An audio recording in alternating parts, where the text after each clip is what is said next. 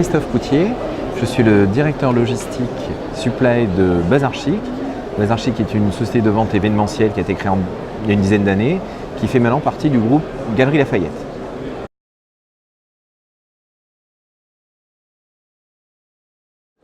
À la différence des Galeries Lafayette qui livrent ou qui sont présents dans énormément de pays dans le monde, nous on est encore franco-français ou on livre dans des pays francophones. Je m'explique, on livre en France, en Suisse francophone, au Luxembourg et en Belgique francophone. Avec bien entendu la volonté, moi je viens d'une société, j'étais chez Pixmania qui livrait dans 26 pays d'Europe, les perspectives européennes sont très intéressantes.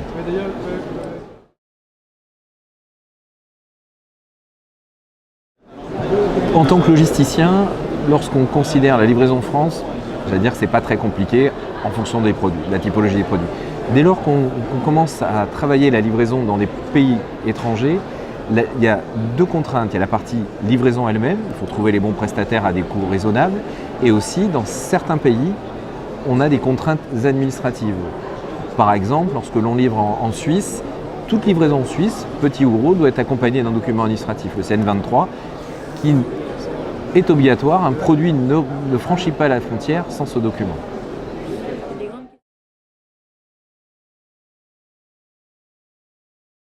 Alors quand on décide de se développer à l'étranger, l'élément fondamental c'est de comprendre la culture du pays. On ne fera jamais un copier-coller de ce qu'on fait en France à l'étranger, sinon ça ne peut pas fonctionner. Il faut s'adapter à la culture du site, il faut regarder un petit peu pour le e-commerce les sites concurrents. Il y a peut-être des produits qu'on ne peut pas se permettre de vendre à l'étranger, des pays où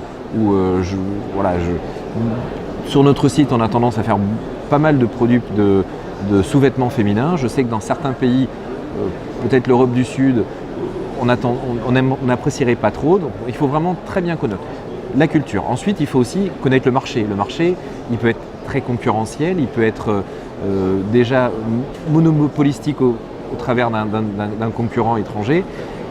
Et ensuite, la contrainte logistique, est-ce que c'est compliqué de livrer au Portugal? Est-ce que c'est compliqué de livrer en Bulgarie ou en Grèce? Et une fois qu'on a tous ces paramètres, la mayonnaise peut prendre et à ce moment-là, on peut se lancer.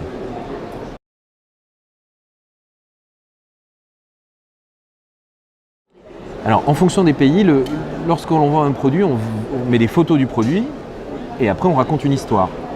Et cette histoire, il faut l'adapter de manière très spécifique aux pays cibles. On a des pays où le warning est ultra fondamental. Alors il faut mettre des kilomètres et des kilomètres de contenu, ça coûte très cher. Donc forcément, il faut des locaux ou des traducteurs ou des interprètes assermentés. Et il y a des produits où c'est très minimaliste. On a l'exemple de sites très connus où le produit suffit à lui-même et son prix.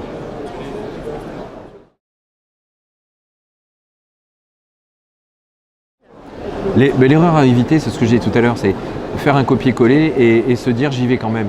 Parce que les investissements peuvent être colossaux et notamment dans le e-commerce.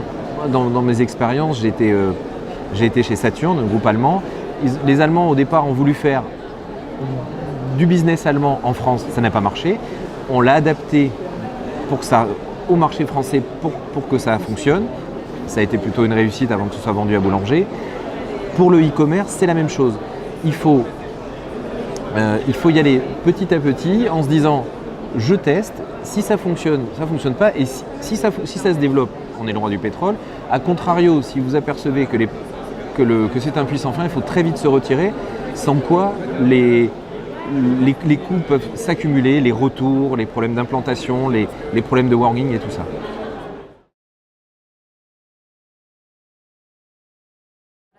Alors le développement international, pour l'instant je vous ai dit, ça se cantonne à des pays francophones.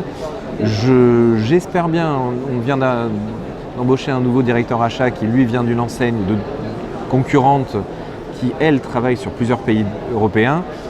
Je pense que ça va se faire.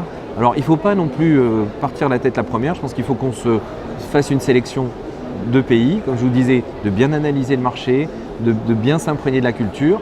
Et si on fait un pays, puis un autre, puis un troisième dans les 12 mois à venir, moi j'en serai très heureux parce que ça permettra d'amener des perspectives à la société, puis d'amener de nouveaux challenges à mes équipes logistiques, parce que peut-être qu'on conditionnera les produits différemment, il faudra qu'on travaille sur le poids des colis pour pas que ça coûte très cher, etc.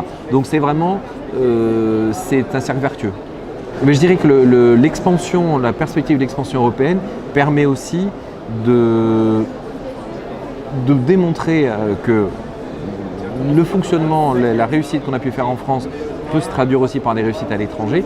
Et puis dans le cadre d'une société comme les Galeries Lafayette, qui elles ont une très forte implantation étrangère, ça serait une continuité assez logique.